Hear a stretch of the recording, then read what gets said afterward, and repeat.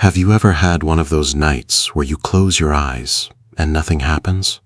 You're tired, you need to sleep, but your brain just refuses to stop. That was me, one Tuesday night, lying in the dark, staring at the ceiling for almost 3 hours. And what happened that night, completely by accident, changed the way I learn English forever. Hi everyone, and welcome to Speak English with Us. I'm Holmes, and I'm so happy you're here with me today. Today's episode is a little different. It's about one sleepless night and the strange thing I discovered at 2 in the morning that made me a better English speaker. We'll cover 10 powerful vocabulary words along the way, all from real life. And as always, we'll close with our word tour to bring everything together. Let's get into it. Okay, so it was a Tuesday. A regular Tuesday. Nothing special was supposed to happen. I had work the next day. I'd had dinner. I'd done everything right. I even put my phone down by 10:30, which honestly for me is a huge achievement. I lay down, closed my eyes, and that was it. I was wide awake. Wide awake. Let's start right there. If you're wide awake, you are completely alert, the opposite of sleepy. Not a little bit awake, fully, completely awake. Your eyes are open, your brain is running, and sleep feels very, very far away. I was wide awake at 10:30 at night, and it was incredibly frustrating. I tried everything. I switched positions. I turned the pillow over to the cold side. I counted backwards from 100. Nothing worked. I just kept tossing and turning. To toss and turn, this is a beautiful expression. It means to move restlessly in your bed, going from side to side, unable to get comfortable. We use this phrase specifically when someone can't sleep at night. I was tossing and turning all night. Maybe you know that feeling too. By midnight, I had completely given up on sleeping.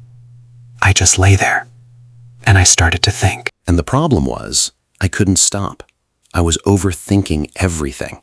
To overthink means to think about something too much, especially in a worrying way. When you overthink, you go over the same thought again and again, every possible problem, every worst-case scenario. I was overthinking work, my plans for the weekend, whether I'd locked the front door. Small things, big things. My brain treated them all as equally urgent at midnight. Sound familiar?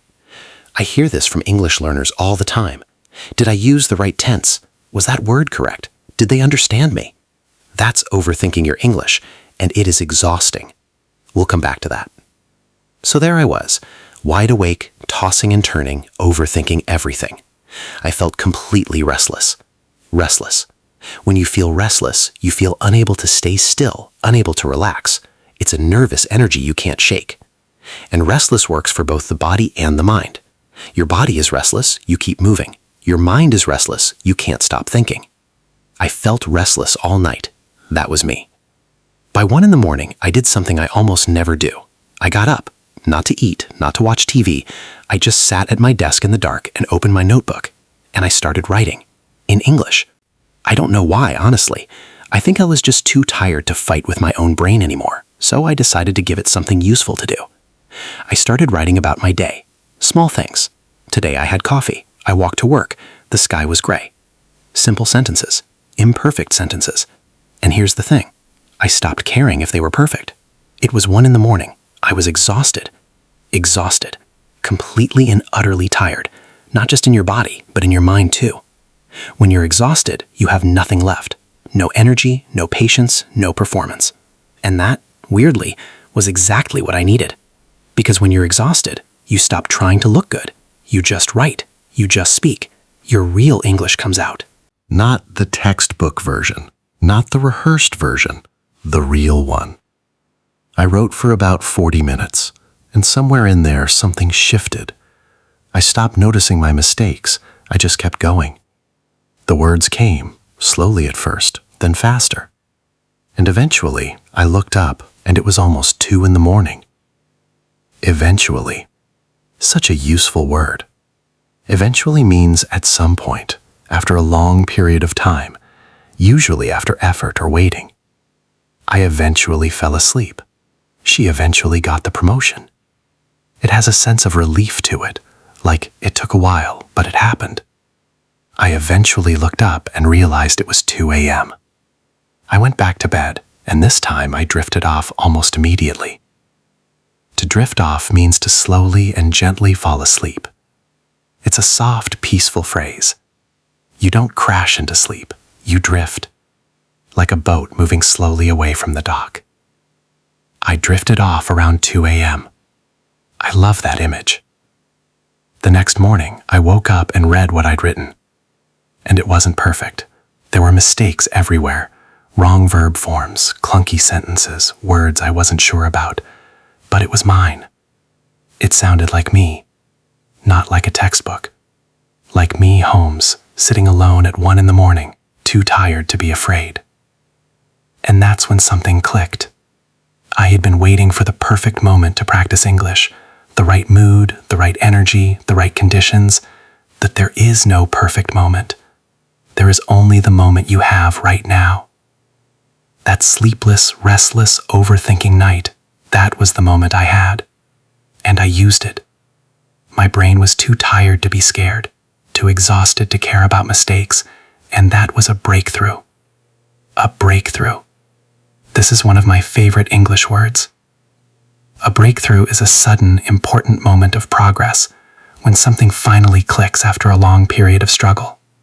Scientists have breakthroughs, athletes have breakthroughs, English learners have them too. Every single time you stop being afraid and just speak, that is a breakthrough. Here's what I want you to take from today's story. Sometimes your mind has racing thoughts, thoughts that jump from one thing to another, too fast, too many, all at once. Racing thoughts, when your mind won't slow down, when 20 things are running at the same time. This happens to English learners constantly, especially in conversation. You're thinking about grammar and vocabulary and pronunciation simultaneously. It's overwhelming. It feels like tossing and turning, but inside your head. But here's the thing I want you to remember. The answer is not to think harder. The answer is to let go. Write like no one is watching. Speak like you're alone at 1 in the morning. Be exhausted enough to stop performing. That is when the real learning happens. You don't need the perfect moment. You need the honest one. All right, let's do our word tour. All 10 words from today, nice and fast. 1. Wide awake. Completely alert, not sleepy at all. I was wide awake at midnight.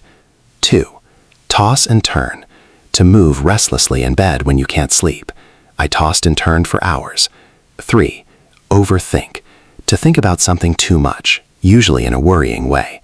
Stop overthinking, just write. 4. Restless.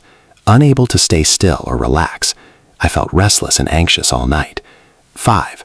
Exhausted. Completely and totally tired, body and mind. I was exhausted but couldn't sleep. 6. Eventually. After a long period of time or effort, eventually I drifted off to sleep. 7. Drift off. To slowly and gently fall asleep. I drifted off around 2 in the morning. 8. Racing thoughts. When your mind keeps jumping from one worry to the next, my racing thoughts kept me awake. 9. Breakthrough. A sudden moment of important progress. That night was a real breakthrough for me. And 10. Our bonus word. Insomnia. The inability to sleep regularly. If you often can't sleep, you might have insomnia. I struggled with insomnia for weeks. 10 words, 1 story. One sleepless, honest night. Here's your challenge. Think of a night when you couldn't sleep. What were you thinking about? Write 3 English sentences about it and leave them in the comments below. I would absolutely love to read what you share. And if today's story helped you, even just a little, we would be so grateful if you took a second to subscribe to our channel. It truly means the world. Remember, you don't need to be perfect. You just need to show up, even at 1 in the morning. Keep practicing, everyone. We'll see you in the next one. Happy learning.